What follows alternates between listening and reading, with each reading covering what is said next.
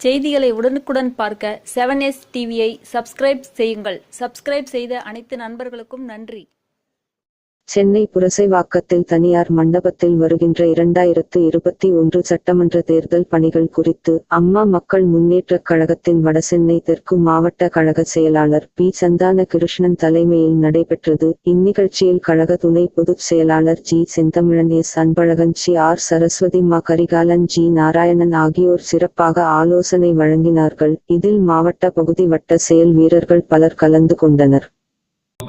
அப்படிப்பட்ட அதிர்வலைகளை ஏற்படுத்தி கொண்டிருக்கிறது இந்த கூட்டங்கள். நம்ம வேலைகளை சரியாக செய்யுங்கள் என்று நமது மக்கள் செல்வர் அவர்கள் என்று சொல்லி இருக்கிறார்கள் என்று சொன்னால், இன்று எங்கோ புறப்பட அகர்காரத்தில் இருந்தாலும் மீண்டும் அம்மா ஆட்சி, உண்மையான அம்மா ஆட்சியை கொண்டு வந்தே தீருவேன்.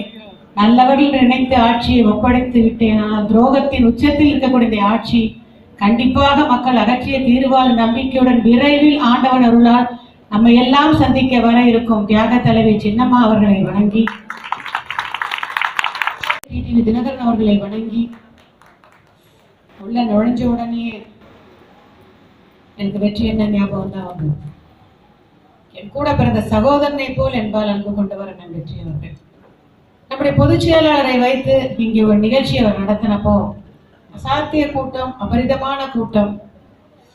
சொந்தமாக புரட்சி தலைவருக்கு பிறகு தியாக தலைவரிடத்திலும் மக்கள் செல்வர் டிடிவி இடத்திலும் தான் என் பணி தொடரும் என்று தன் பதவியை கூட தூக்கி எறிந்து நீங்க உழைத்த அண்ணன் இன்னைக்கு நம்ம